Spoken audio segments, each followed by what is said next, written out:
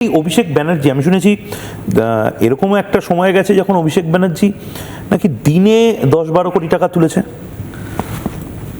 এরকম সময় নেই, কন্টিনিউয়াস তুলেছে। এরকম হিসেবটা কিরকম ছিল, মানে কত টাকা তুলতে পারে? দেখুন, কয়লা, বালি, পাথর, তারপরে প্রত্যেকটা ডিপার্টমেন্টে টেন্ডার, পৌরসভাতে চাকরি, স্কুলের চাকরি, তারপরে আপনার প্রত্যেক পৌরসভা থেকে টাকা তুলতো।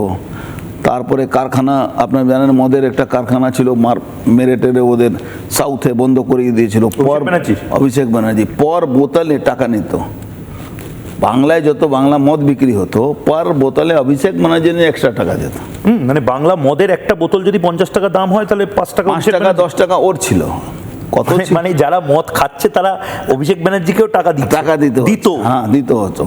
আর তারপরে যত বার চলে, বারের মধ্যে জানেন ইলিগাল কাজ হয়, 12টা পরে বার চালায়, সেই টাকাগুলো পুলিশ তুলে ওর কাছে পাঠাতো। মানে ক্যামেক স্ট্রিটে আপনি ভাবতে পারবেন না কিভাবে টাকা যেত। আর পুলিশের তত্ত্বাবধানে টাকা যেত। কিছু কিছু অফিসার অ্যারেস্টও হয়েছিল, অশোক মিশ্রা, এই বিনয় মিশ্রার কাকা।